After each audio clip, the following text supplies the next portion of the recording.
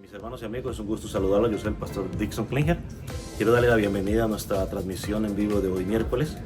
Los miércoles estamos estudiando el libro de Apocalipsis y ya hemos entrado a la segunda parte del libro de Apocalipsis, que es del capítulo 12 hasta el capítulo 22. Así que le damos gracias por estar con nosotros. Si no ha visto las otras predicaciones, pues se puede meter a nuestras páginas, a nuestras redes sociales, que va a encontrar cada una de las predicaciones. Así que yo le animo para que se quede con nosotros, traiga lápiz y papel para que pueda tomar nota y no se vaya, porque en unos momentos comenzamos. Dios nos bendiga.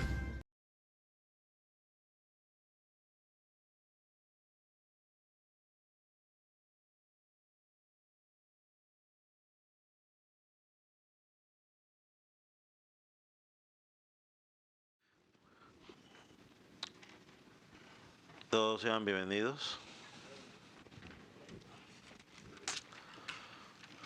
y nos hemos reunido pues para adorar a nuestro Señor y Salvador. Ya lo hemos hecho a través de la lectura, la palabra, lo hemos hecho a través de un cántico. Ahora vamos a adorarle por medio de meditar en la palabra del Señor. Y vamos a estar leyendo los versículos una vez más del 1 al 8, el capítulo 21 de Apocalipsis. Puede indicar con amén cuando lo haya localizado.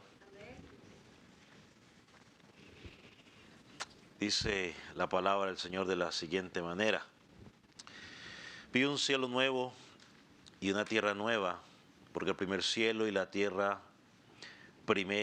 primera tierra pasaron, y el mar ya no existía más.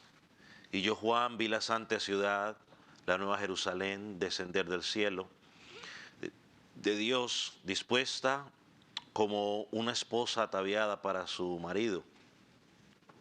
Y oí una gran voz del cielo que decía: he aquí el tabernáculo de Dios con los hombres, y Él morará con ellos, y ellos serán su pueblo, y Dios mismo estará con ellos como su Dios.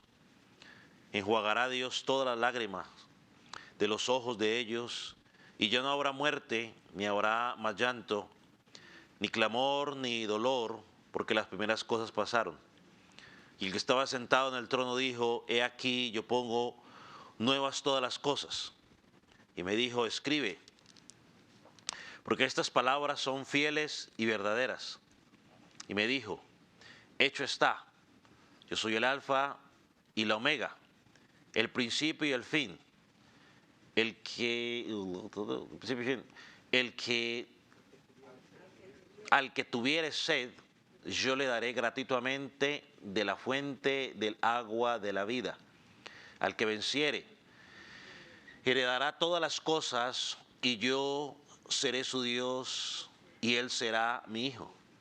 Pero los cobardes e incrédulos, los abominables y homicidas, los fornicarios y hechiceros, los idólatras y todos los mentirosos tendrán su parte en el lago que arde con fuego y azufre, que es la muerte segunda. Padre, una vez más nos ponemos en tus manos, pidiendo que tú nos dirijas mientras estudiamos tu palabra.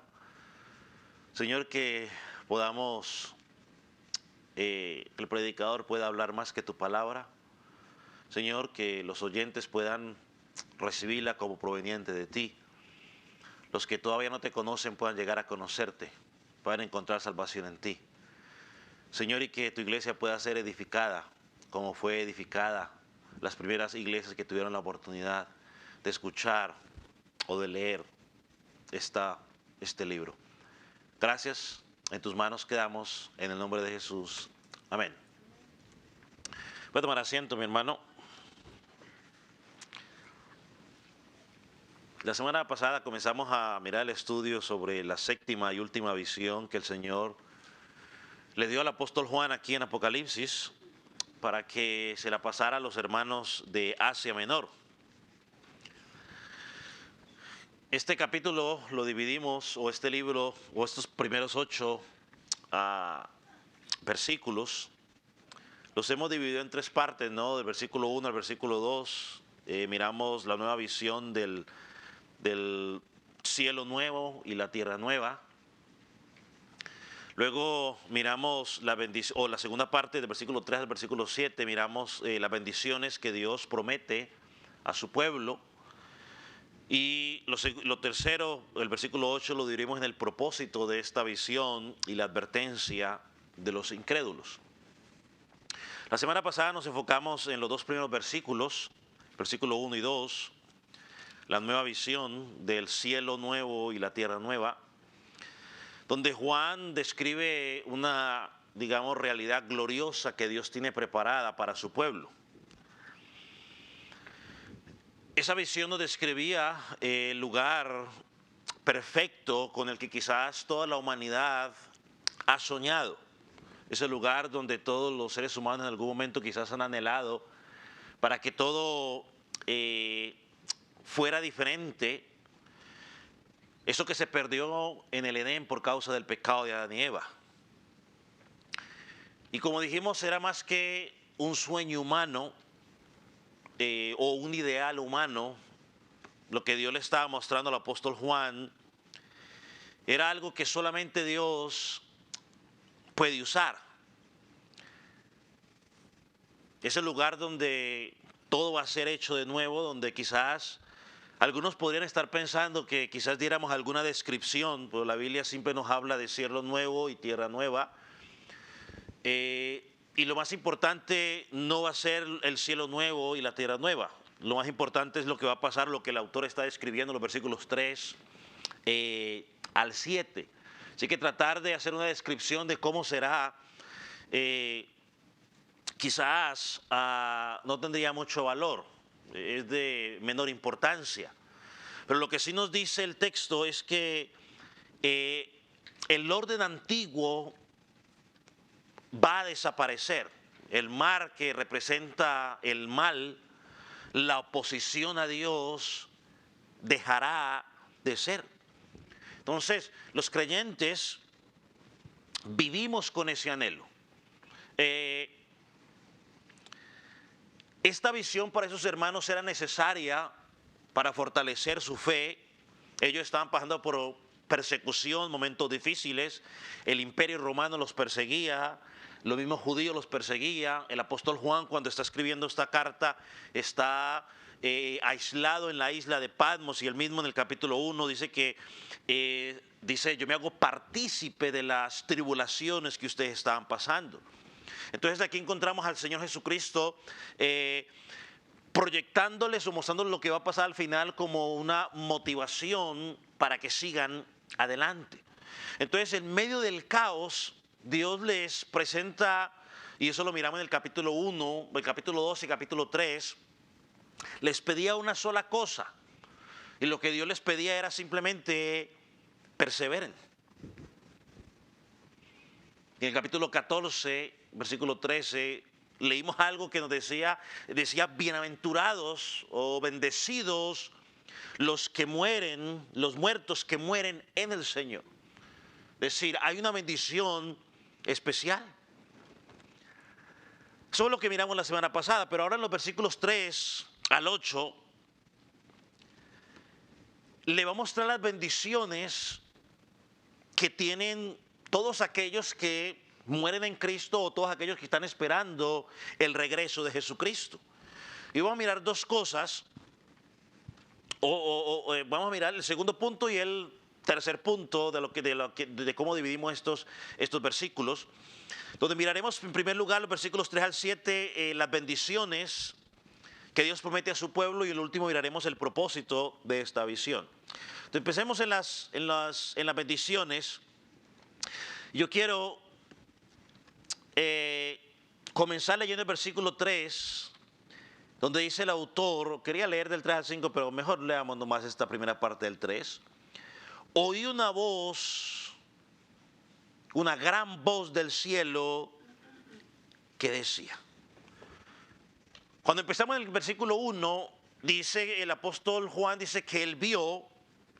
Ahora en este versículo nos dice que escuchó una voz directamente, digamos, del trono de Dios. Algunos estudiosos no le atribuyen esta voz a Dios mismo, sino quizás a un ángel, algún portavoz que servía al Señor, que está proclamando esto, y mire lo que dice, sigue diciendo, he aquí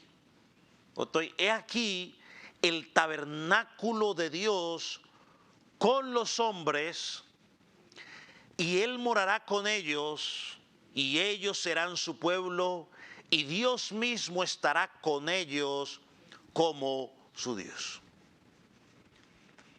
Hermanos, esta es la gran esperanza que el pueblo de Dios ha tenido, si me permite decirlo de esta manera, desde el principio. De que Dios, sí, desde el principio, la restauración total de su presencia entre los hombres. Desde el Edén, sabemos que Dios caminaba con el Señor hasta que Dios caminaba con Adán, perdón, hasta que el día en que se rompió esa comunión por causa de ¿qué? Del pecado.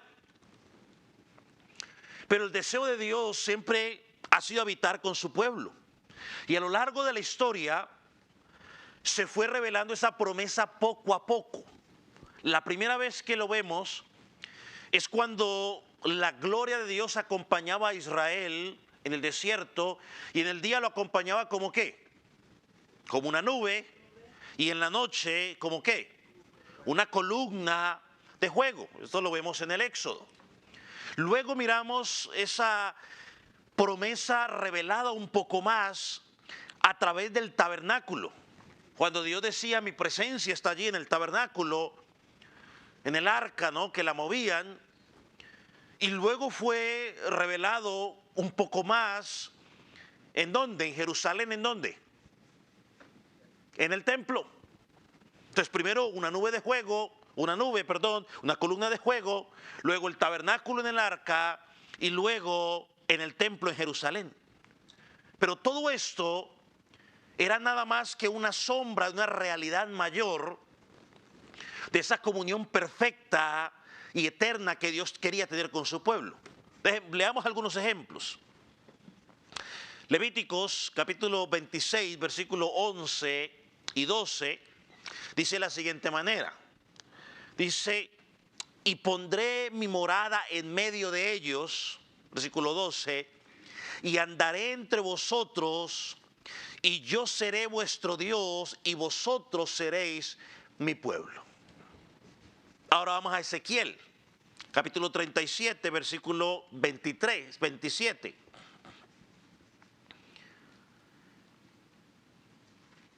Aquí le estoy dando los versículos de lo que acabo de decir, ¿no?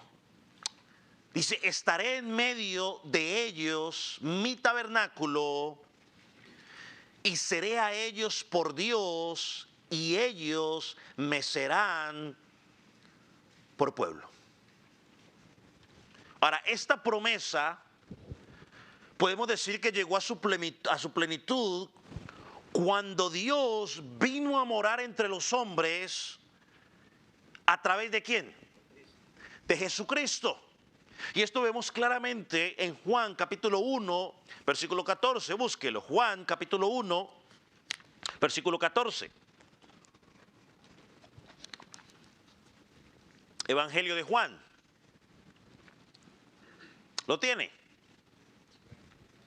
Dice, y aquel verbo fue hecho carne. Ya en el versículo 1 nos explicó el verbo y todo eso. Ya tenemos quién es ese verbo. ¿Ese verbo es quién? Cristo.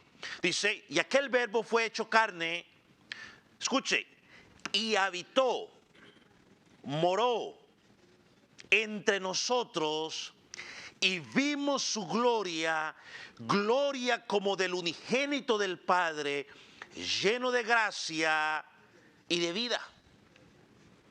Hermanos y amigos, Cristo es el verdadero cumplimiento de Emmanuel. De hecho, Emmanuel significa ¿qué? Dios con nosotros. Y durante todo su ministerio, Dios mismo habitó en medio de los hombres. Cuando Él ascendió, después de que murió, resucitó y ascendió, su presencia continúa en medio de nosotros a través de ¿quién? Del Espíritu Santo. Y escúcheme por favor, el Espíritu Santo vive, mora o habita en los corazones de sus hijos, mas no en el templo, en el edificio. Tiene que tenerlo bien claro para que nadie lo confunda. El Espíritu Santo no habita en el edificio, habita en nosotros. A veces tenemos la práctica, quizás tenemos la buena intención, la gente dice, hermano, den la bienvenida al Espíritu Santo. No, esos conceptos muy emocionales suenan bonitos, pero no, el Espíritu Santo vive en usted. Anda con su iglesia, y su iglesia somos nosotros, no el edificio.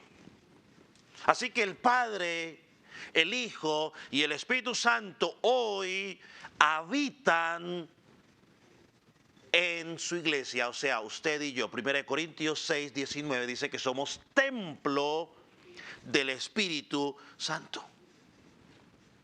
Entonces, ya no hay necesidad de templos terrenales en el sentido donde es que yo voy a ir ahí porque es que ahí se manifiesta Dios. No, eso era en el Antiguo Testamento desde que Cristo viniera y era una sombra. La presencia de Dios mora en medio de su pueblo redimido. Y cuando el pueblo de Dios se une para adorar a Dios, Él está presente y tenemos que creerlo. No necesitamos una manifestación externa, visible, para creer que Dios está aquí.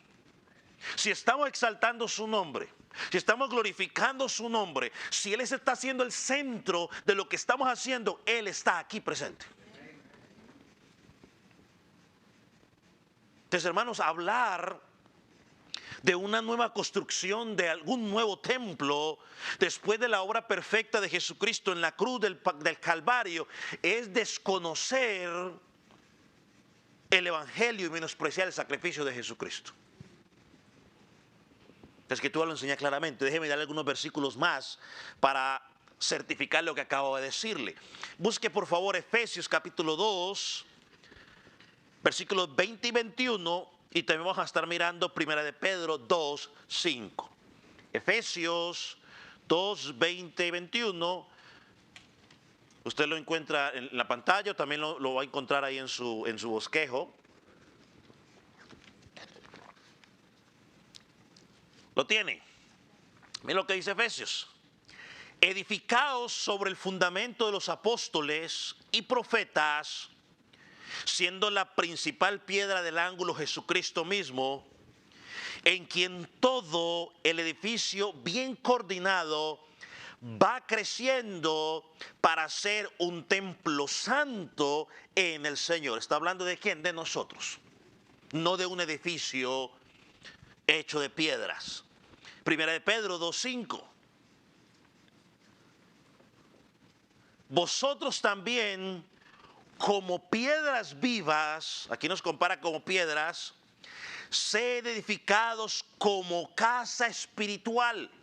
Ve, aquí no está hablando de un edificio, casa espiritual, sacerdocio santo, para ofrecer sacrificios aceptables a Dios por medio de Jesucristo.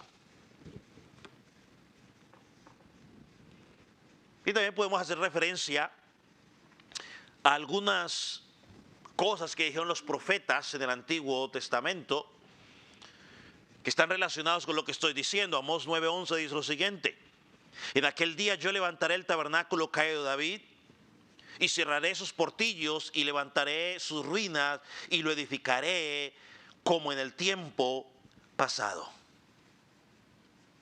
Y Hechos 15, versículo 16, pues nos dice relativamente lo mismo.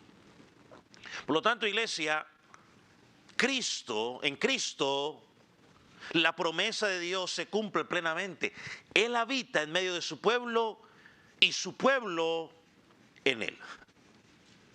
Esta es la primera bendición que encontramos en esa nueva creación. La presencia eterna de Dios con su iglesia. Yo quiero que usted piense en esto. Lo que hace glorioso esta visión que el apóstol Juan nos está presentando aquí no va a ser el cielo y la tierra nueva.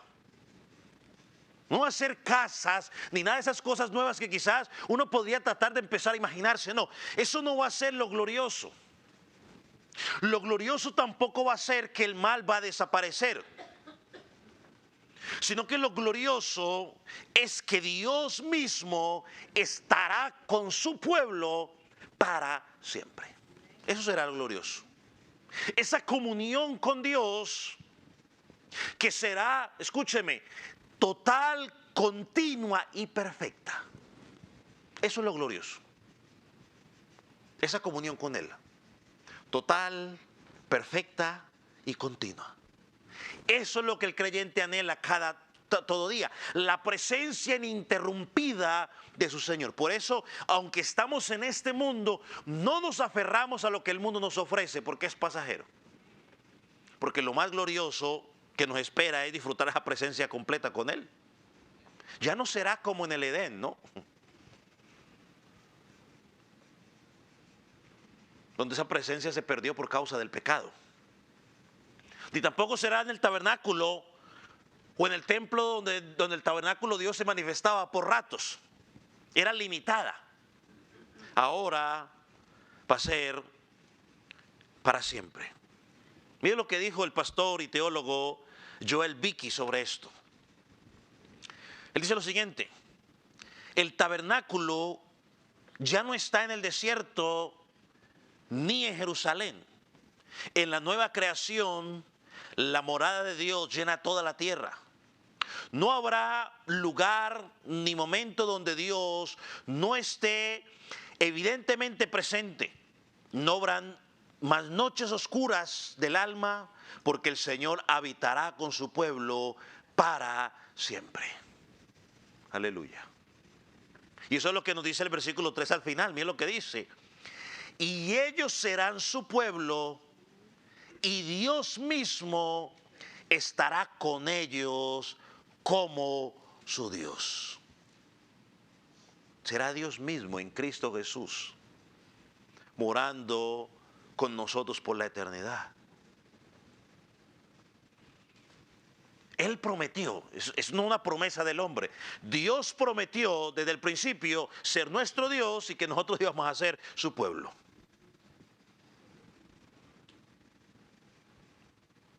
Ahora, hay otra bendición, no solamente esa bendición de disfrutar esa presencia gloriosa de Dios, que quizás podríamos decir que ese sería el broche de oro, la cereza del pastel en términos nuestros, pero el apóstol también nos habla de una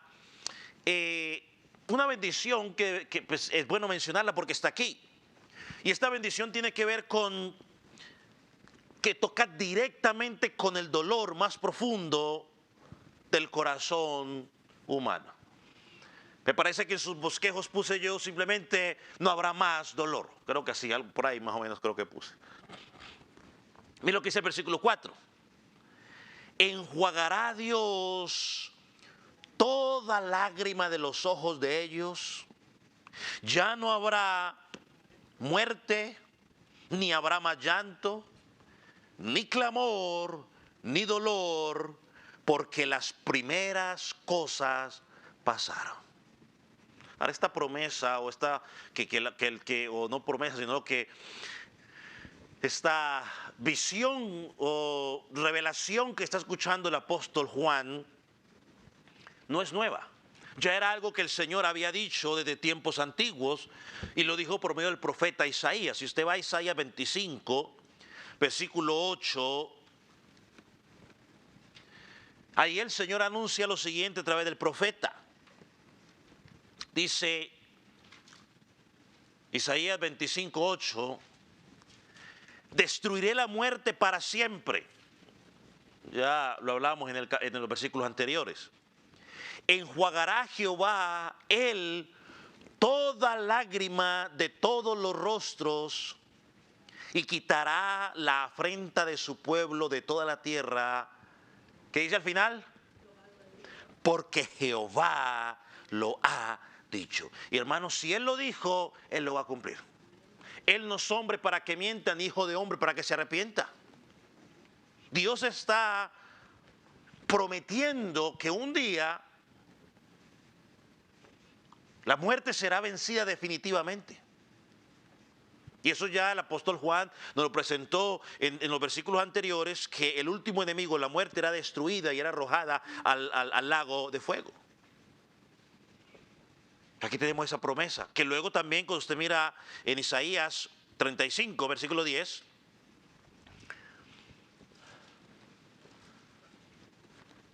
mientras usted lo busca, mientras lo que el profeta Isaías presentaba como una promesa, note cómo el apóstol Juan la presenta aquí ya no como una promesa, sino como una realidad.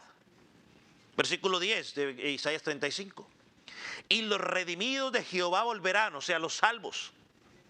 Y lea, mire cómo lo dice, escuche. Vendrán de Sión, ¿cómo? Con alegría, con gozo, ¿qué? Perpetuo será sobre sus cabezas, y tendrán gozo y alegría, y huirá la tristeza y el gemido. Que nadie me diga que era para Israel, porque hermano, esta promesa nunca se cumplió con Israel como nación, nunca. Israel siempre anduvo, ¿qué? Sufriendo por su desobediencia y todo lo demás. Ningún periodo para ellos trajo gozo. ¿Por qué? Porque esto apuntaba, hermanos, a una realidad mayor, apuntaba al cumplimiento final en las promesas de Dios en la eternidad para todo su pueblo. Isaías 65, versículo 10.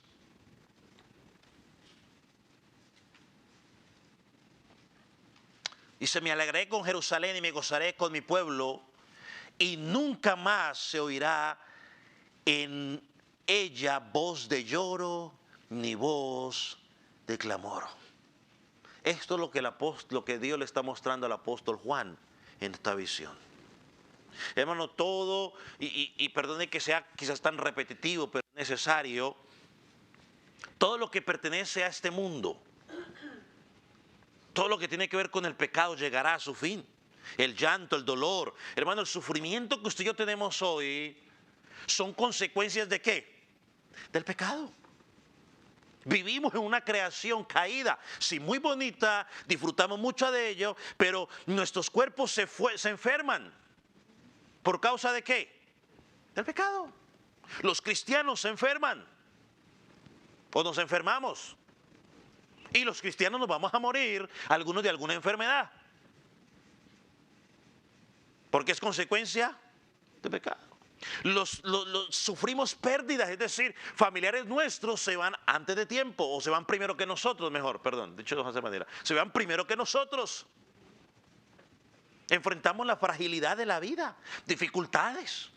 Mientras estemos en este lado de la eternidad, vamos a enfrentar todo tipo de dificultades. No va a haber forma de esquivarlas. No va a haber forma.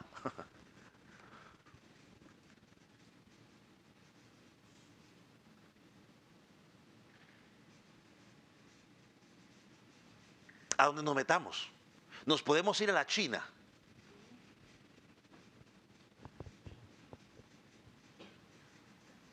Allá nos podemos ir. Y allá vamos a enfrentar dificultades. ¿Por qué? Porque vivimos en una creación caída, afectada por el pecado. Pero en el cielo nuevo, en la tierra nueva, que no trate de imaginársela cómo será, o sea, mejor déjese sorprender mejor. Nada de esto tendrá lugar. Nada. ¿Por qué, pastor? Bueno, la respuesta está en el versículo 4 al final. ¿Qué dice el versículo 4 al final? Porque las primeras cosas pasaron. Ya ahí no va a haber enfermedad, ahí no hay problema de que se va a enfermar del corazón, de que va a tener presión alta o presión baja, o que va a tener, bueno, mejor no digo enfermedades, pero cualquiera de esas cosas, ninguna. Pues estaba pensando en esa, pero me arrepentí a última hora decirla.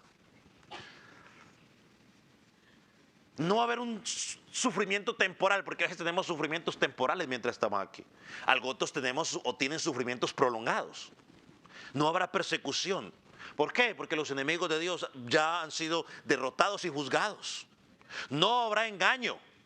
No va a haber más falsos maestros ni falsos creyentes. Solo estarán allí redimidos por Cristo, el verdadero pueblo de Dios.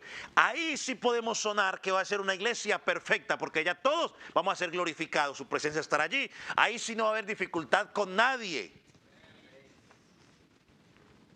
Pero mientras esté aquí, usted va a tener dificultad con el que usted menos se lo espera.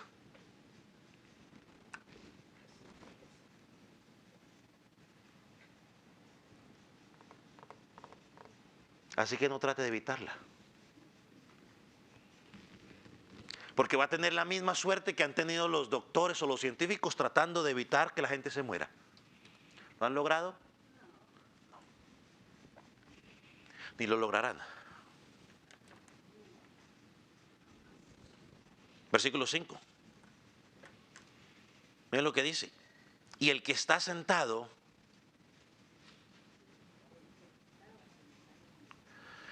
estaba sentado en el trono dijo: he aquí, yo hago nuevas todas las cosas. Los creyentes de aquel tiempo, y tú y yo necesitamos escuchar esto. Ellos sufrían persecución, ellos sufrían hambre, sufrían rechazo por causa de la fe.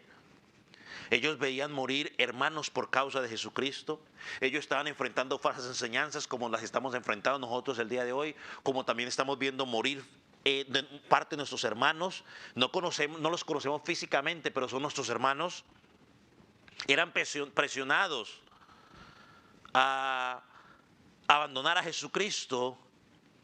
Y Dios les dice a través de este pasaje: iglesia, no dude. Y no duden, porque no depende del hombre, sino del Dios fiel que cumple lo que promete.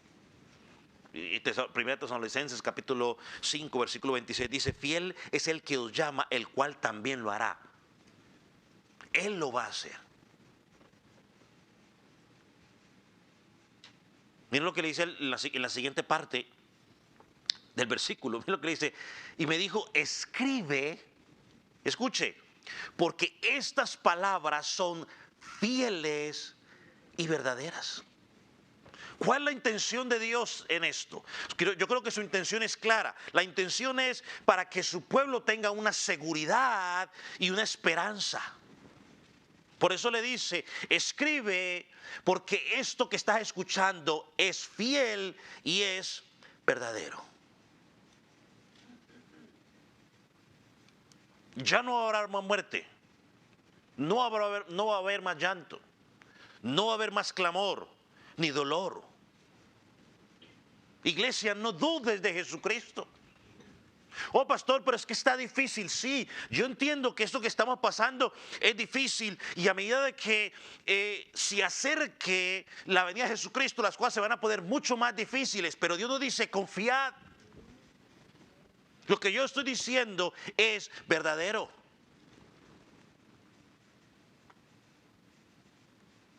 ¿Cuál es el propósito de esta visión?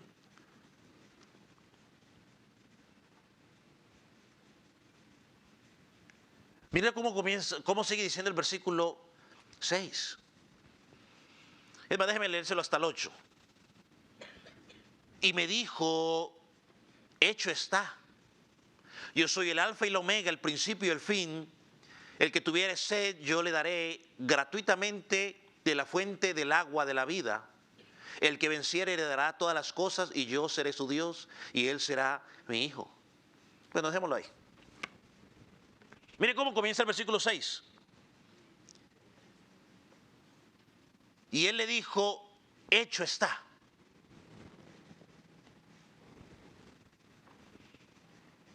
¿Qué implica esto? Que desde la perspectiva de Dios, aquello que Dios ha prometido para su pueblo ya es una realidad cumplida. O sea, él no tiene duda. No hay posibilidad para el fracaso. Dios dice, eso ya está hecho. En su voluntad soberana ya ha sido establecido y va a suceder así. Y no va a haber nada que lo pueda impedir. Porque si hubiera algo que lo pudiera impedir, entonces Dios dejaría de ser Dios y ya no Él sería el soberano. Alguien sería el soberano. Una vez más, con esto el Señor le dice a esta primera iglesia y nos dice a usted y me dice a mí, no duden. Lo que Dios ha prometido acerca del cielo nuevo y la tierra nueva se cumplirá. Y mire que para respaldar lo que está diciendo, Dios le recuerda quién es Él. ¿Qué dice el texto? Yo soy el alfa y la omega, el principio y el fin. Lo dice dos veces. Todos sabemos que alfa es la primera letra del alfabeto griego y omega es la última. Al decir esto, Dios está declarando que Él es el origen y la meta de todo lo que existe, que antes de Él no hay nada y después de Él tampoco va a haber nada. Es decir, nada escapa de su control. Él gobierna el inicio, el desarrollo y el final de todas las cosas. Por eso dice, no duden. Yo soy el principio, yo soy el fin. Los científicos podrán decir lo que quieran, que se originó en esto, en el otro, que se originó de la nada. Hermano, pueden ser muy científicos y pueden tener mucho conocimiento de las otras cosas. Pero el origen del mundo no surgió de la nada no produce nada. Yo viví en un país donde había, en los 80, donde había muchas explosiones. Y de tantas esas explosiones que hubo, nunca escuché que de una de esas explosiones salió algo maravilloso. Siempre había, ¿qué? Destrucción.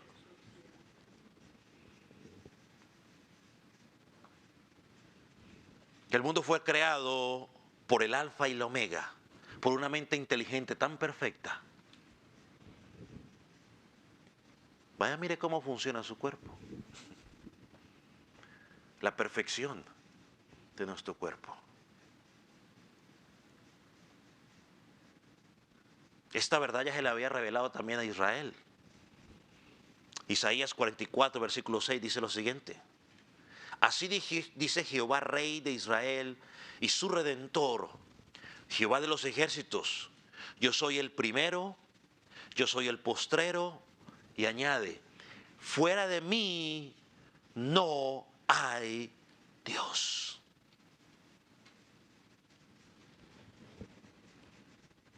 Fuera de Él no hay Dios. Y entienda esto, que quizás puede que no choque, pero Dios no conoce el futuro porque Él lo observa desde lejos. No, Dios no conoce lo que va a pasar porque Él lo observa desde lejos. No, Él lo conoce porque Él mismo lo ha decretado.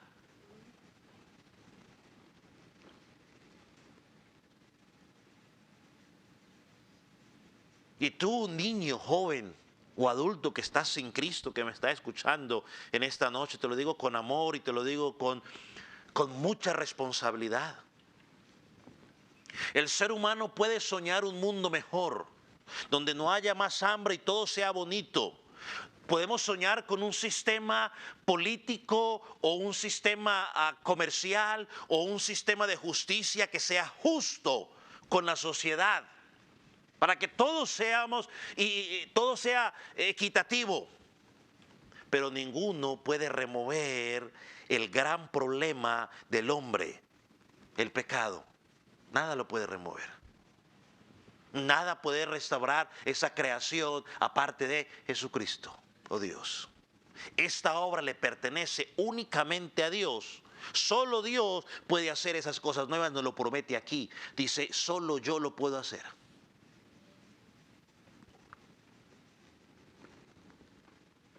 Estos hermanos estaban siendo perseguidos, engañados por falsos maestros, presionados para abandonar su fe. Y Dios le dice, yo voy a estar con usted hasta el final. No se desanimen. Y dice el versículo, dice, al que tuviere sed, yo le daré gratuitamente de la fuente del agua de la vida. Él es la fuente. Él es. Él ha prometido saciar a todo el que venga a Él con sed. Y aquí no está hablando de sed física. Para eso usted toma un poquito de agua.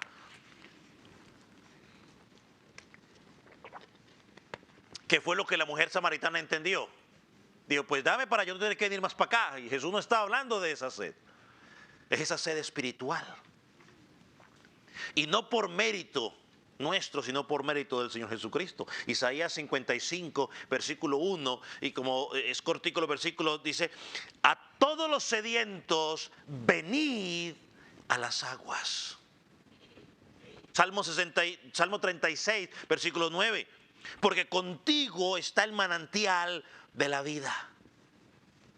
Y Juan 4:10, Él te dará agua, Él te daría agua viva, ¿no? Cuando le dice, si te entendieras, ¿no? Que en el que te habla, clamarías a Él para que Él te diera esa agua viva. Hermano, Dios promete lo que cumple. O Dios cumple lo que promete. Dios promete, ¿qué dije lo primero? Dios promete lo que cumple. No, Dios cumple lo que promete. Si Él ha dicho que te dará vida eterna, cuando crees en Él, confía en Él. Eso es exactamente lo que Él hará. Entonces, ¿qué quiere enseñarnos el Señor con esta visión? Bueno, que confiemos plenamente en Él, que dependamos de su gracia y que no seamos seducidos por la corrupción de este siglo.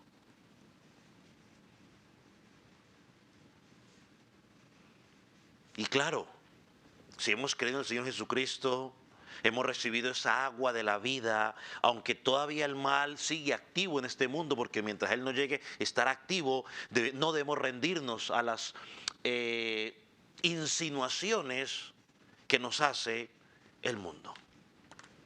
¿Qué sigue diciendo el versículo 7? El versículo 7 es un llamado a perseverar.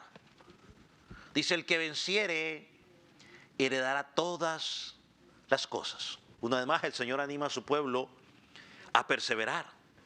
Todas las cosas que Dios dio en el capítulo 2 y capítulo 3 de este libro están dirigidas a los que vencieren. Es decir, a los que permanecen firmes hasta el final. Ahorita la vamos a leer en un ratico. Así que esa herencia pertenece únicamente a los que vencieran. Por eso podemos decir que esta visión es un acto de gracia. Dios revela a su pueblo su futuro glorioso para fortalecer su fe hoy. Mire que no lo anima dándole apapachos en la espalda, no, lo anima mostrándole el futuro. Esta bendición es para ti. ¿No? Recordamos lo que miramos en Hebreos capítulo 12, versículo 12, levantad las manos caídas y las rodillas paralizadas. Levántate. Es que estoy desanimado. Pues que ¿quién nos desanima? Es que todos nos hemos desanimado en algún momento de nuestra vida. Todos. Desde cualquier pastor, desde el más famoso hasta el menos famoso. Desde el creyente más antiguo hasta el creyente más nuevo. Todos en algún momento experimentamos desánimo. La diferencia es que algunos no vivimos en ese desánimo. No dejamos que el desánimo controle nuestra vida, sino que traemos ese desánimo y lo entregamos en las manos del Señor y nos levantamos y decimos, Señor, fortaléceme porque necesito seguir adelante. ¿Es malo desanimarse? No. Lo malo es quedarse allí, estancado en el desánimo.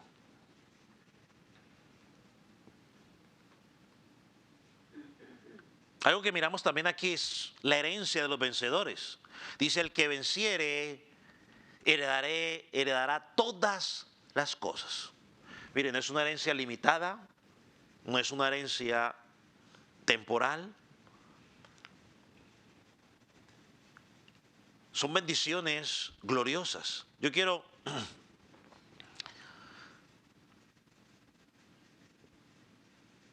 las bendiciones, todas las promesas que Cristo le dio a los vencedores apuntan al mismo centro, a estar en la eternidad con Cristo. Vamos a leerlas.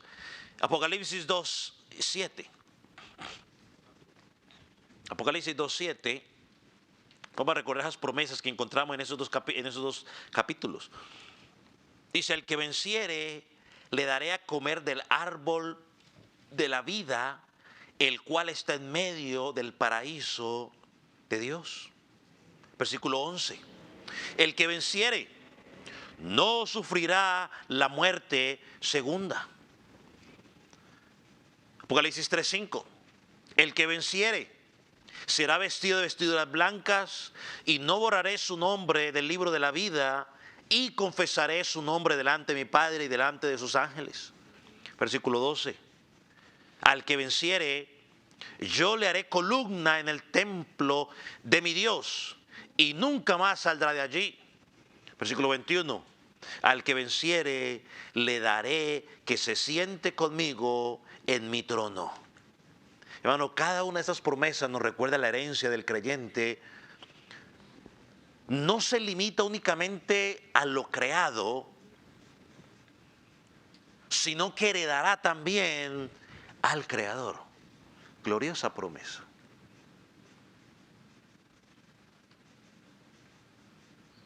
Y mire lo que nos sigue diciendo el pasaje. Dice: y yo seré su Dios y él será su hijo. Es decir, la relación del vencedor con Dios. Ahora, esas palabras nos recuerdan las promesas que Dios le dijo a su pueblo desde el principio. Si usted va a Génesis 17:7, no me acuerdo si se lo voy a poner allá o qué, pero Génesis 17:7, o sea, está el templo, ahí en la pantalla, para que avancemos. Dice: y estableceré mi pacto para ser tu Dios y el de tu descendencia después de ti. Ahí está dando la promesa. Estableceré mi pacto, mi compromiso para ser tu Dios y el de tu descendencia después de ti. En Samuel, 2 Samuel 7:14, dice lo siguiente: yo le seré a él padre y él me será a mí hijo. Hermanos, estas promesas en Cristo se cumplen plenamente en todos los que hemos creído. Dios nos llama vencedores. Y note, nos recuerda que nuestra recompensa no es simplemente una tierra nueva y un cielo nuevo. Nuestra recompensa es una relación eterna con el mismo Dios. Yo seré su Dios y él será mi hijo. No es nueva. Pablo le explica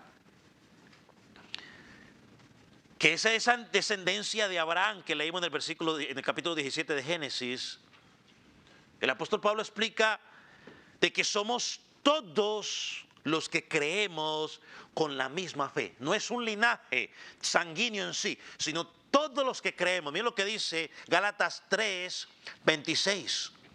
Dice: todos sois hijos de Dios por la fe en Cristo Jesús. Todos. Yo sé que a veces Roma dice, es que todos somos hijos de Dios. No, todos no somos hijos de Dios. Juan 1:12 dice que a los que creyeron se les dio potestad o se les dio derecho de ser hijo de Dios. Si tú no has creído en Jesucristo como Señor de tu vida, tú eres creación de Dios. Tú no eres hijo de Dios. Y aquí Gálatas lo certifica.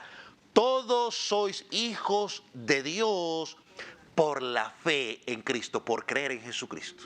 No es por otro medio. No es por nacer en un hogar cristiano. No es por ir a una iglesia cristiana, es por tener fe en Jesucristo. Y Romanos 8:15 dice: habéis recibido el espíritu de adopción por el cual clamamos, Abba, Padre. En Cristo hemos sido adoptados por Dios y hechos hijos, y esta es una razón poderosa para perseverar. Dios no te adopta y te desadopta. Ahorita te desadopto y luego te vuelvo a adoptar, te desadopto y te vuelvo a adoptar. No. Si te adoptó, te adoptó. Legalmente eres su hijo. Esa es una razón más para perseverar. Cuando la dificultad se ponga complicada las cosas, pues piense en que eres hijo de Dios, que Él te ha adoptado, le perteneces a Él. Hay una promesa. Y Romanos lo dice claramente: las aflicciones de este mundo jamás se comparan con esa gloria cuando Él regrese por nosotros. Y esto nos lleva al último versículo,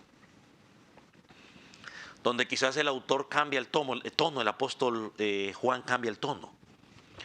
Y es importante que pongamos atención, porque dice: pero los cobardes e incrédulos, los abominables y los homicidas, los fornicarios y hechiceros, los idólatras y todos los mentirosos tendrán su parte en el lago que arde con fuego y azufre, que es la muerte segunda. Aquí vemos una vez más el contraste entre el pueblo de Dios y los que viven en rebelión contra Dios. El versículo del 5 al 7 habla de los santos que han perseverado y los que heredarán el cielo nuevo y la tierra nueva y la presencia, la comunión perfecta, total y permanente con Dios. Pero este versículo dirige la mirada hacia aquellos que han rechazado al Señor Jesucristo y que tendrán parte en su juicio eterno. No son dos mundos separados, sino dos destinos opuestos. Mientras los creyentes caminan hacia la plenitud de la creación,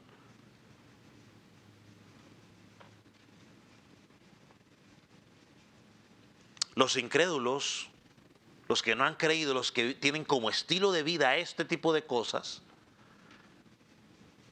van a su condenación definitiva. Entonces aquí podemos mirar dos direcciones. Ahí en su papel usted lo va a ver, ¿no? El futuro glorioso, donde Dios hará todas las cosas nuevas, y la realidad presente, donde se nos da un llamado urgente a la fe y al arrepentimiento. Cuando miremos o cuando lleguemos al capítulo 21, versículo 27, y el capítulo 22, versículos 14 y 15, se nos vuelve a mencionar este tipo de cosas que acabamos de encontrar aquí en este versículo 8. Así que vemos en este pasaje la esperanza cristiana y al mismo tiempo la advertencia. O sea, las dos cosas van juntas, ¿no? La esperanza cristiana y la advertencia. Y yo creo que eso también tiene una aplicación para aquellos que dicen estar dentro de la iglesia, pero viven de esta manera. Cobardes, incrédulos, son homicidas, son fornicarios, hechiceros, son idólatras, son mentirosos. Son como ese Saúl de la Escritura. Son como ese Simón el mago, como Judas, como Demas. El apóstol Pablo dice claramente: Demas amó más al mundo. Entonces el mensaje es claro, iglesia.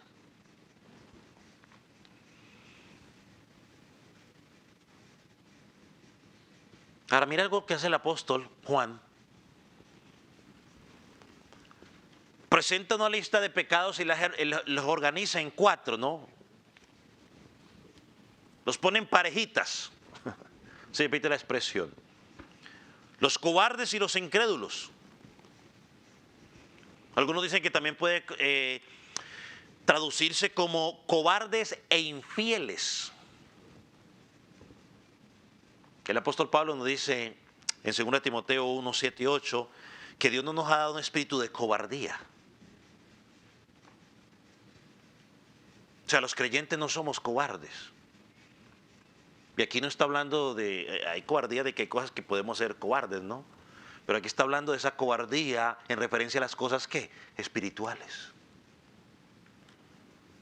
Aquellos que cuando enfrentan la persecución prefirieron callar antes de confesar su fe. Aquellos que cuando fueron confrontados por el soldado romano y le decía, ¿tú eres cristiano? Ellos contestaban, no, no, no, no, César es el Señor. Aquellos cobardes que en su trabajo, en la escuela, sus compañeros los confrontan por su fe. Y dicen, no, yo solamente voy porque me invitaron.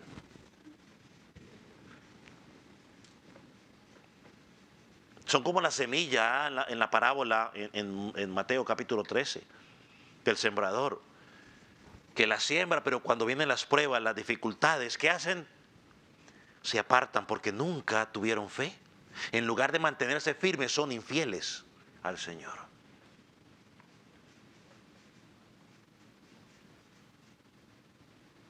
Y Dios nos llama cada día que seamos fieles. Él permanece fiel. Esos son los que salen corriendo. Y yo vuelvo y le digo, al mundo, hay gente que se va a otras congregaciones y siguen a ellos, es otra historia. Yo no estoy hablando de ese tipo de gente, estoy hablando de los que ahora están en el mundo. Dice la palabra en 1 de Juan 2:19, salieron de nosotros porque no eran de nosotros. Y aclaro, estoy hablando de los que están en el mundo, no en otras congregaciones de sana doctrina. Hermanos, la incredulidad o la infidelidad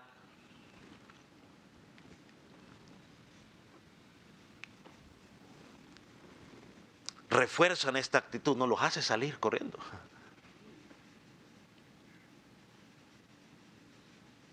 Lo segundo que nos dice es los abominables y los homicidas. Según los estudiosos, la palabra abominables en el término griego describe personas profundamente contaminadas por el mundo. Dice Santiago que no podemos ser amigos del mundo porque nos constituimos ¿qué? Enemigos de Dios. Profundas, contaminadas, personas profundamente contaminadas por el mundo. Han adoptado el estilo de vida del mundo. Rechazan la palabra de Dios, pero lo que todo el mundo le ofrece, ahí están contentos. Juan también los llama homicidas, un término que aparece también en el Nuevo Testamento y se refiere a quienes persiguen y derraman la sangre del pueblo de Dios. Y hablaba uno de los comentaristas que quizás muchos que se identificaban como cristianos por salvar su vida terminaron traicionando a otros hermanos echándolo al agua.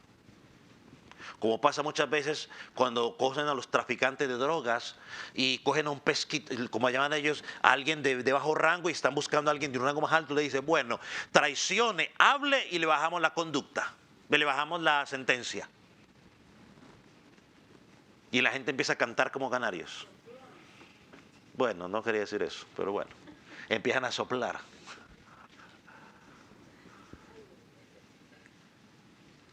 Y quizás muchos en la iglesia, a veces por salvarse, dice algunos comentaristas en este momento, echaban al agua o aventaban a otros creyentes por salvar sus propias vidas. Pero como dice el Señor Jesucristo, el que quiere salvar su vida, la perderá.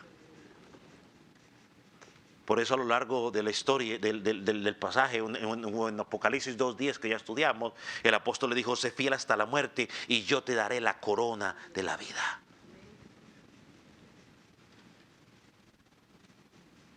En el 2:13 dice lo siguiente, tú retienes mi nombre y no has negado mi fe, ni aún en los días de Antipas, que fue muerto entre vosotros. Hermanos, estos homicidios representan a todos los que movidos por el odio al evangelio persiguen a los fieles, los que se oponen a Cristo. Leí hace un rato una noticia que unos hermanos se me olvidó el nombre del pueblo en África, los estaban matando. O sea, la persecución allá en África, en esos lugares, hermano, ahorita está a la orden del día. Están matando hermanos suyos y míos en Cristo a diestra y siniestra. Tercero, dice los fornicarios y los hechiceros. Ese grupo se incluye a aquellos que, influenciados por los falsos maestros, se unieron a los gremios comerciales de su tiempo para obtener trabajo, para poder vivir mejor. Participaron de la idolatría, la inmoralidad que aquellos gremios los exigía.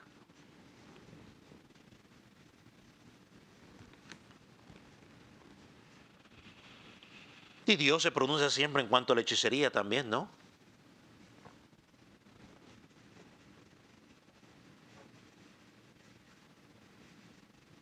Estos días hablaba con alguien y me contaba que había estado en un lugar y que escuchó cuando alguien le empezó a decir a la otra persona, no, tú has sufrido no sé qué cosa y no sé qué. Yo le dije, pura hechicería, adivinación. Dios no está allí. Levíticos 20, versículo 6 dice lo siguiente: y la persona que atendiera a encantadores o adivinos, yo pondré mi rostro contra esa persona. Dios se pronuncia en contra de ese tipo de cosas.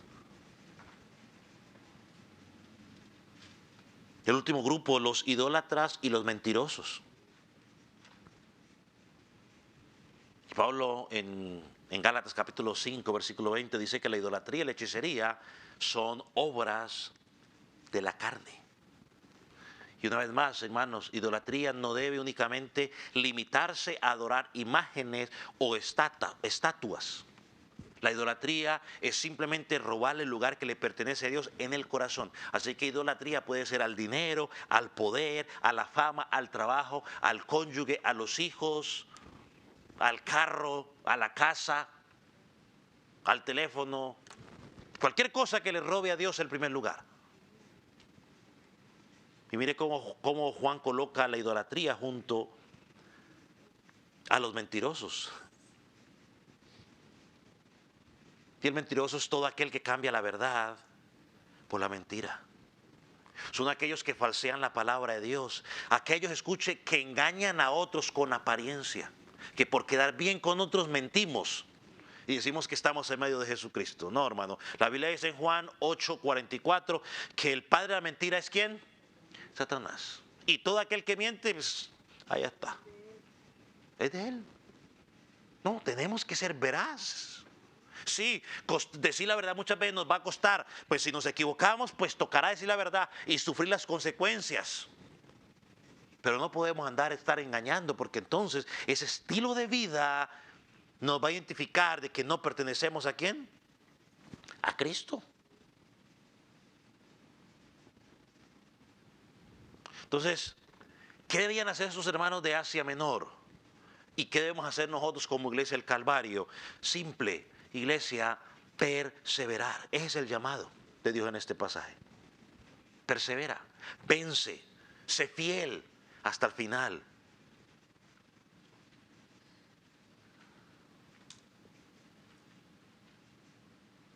Sé fiel hasta el final. Y no seamos como Demas, como Pablo dijo al final. Demas me ha desamparado amando más al mundo. Interesante que en Filemón usted lo ve, que Pablo lo presenta como un colaborador. Le estaba ayudando a Pablo y cualquiera decía, un hombre fiel. Pero al final de su vida simplemente salió a la luz lo que realmente había en su corazón. Amaba al mundo. Yo no sé qué dificultades pueda estar pasando en este momento o pueda enfrentar el día de mañana. Lo único que sí sé por la palabra de Dios es que confiemos en Él, perseveremos, porque en Él tendremos la victoria. En Él tendremos la victoria. Vamos a orar, mis amados. Ponga sobre sus pies.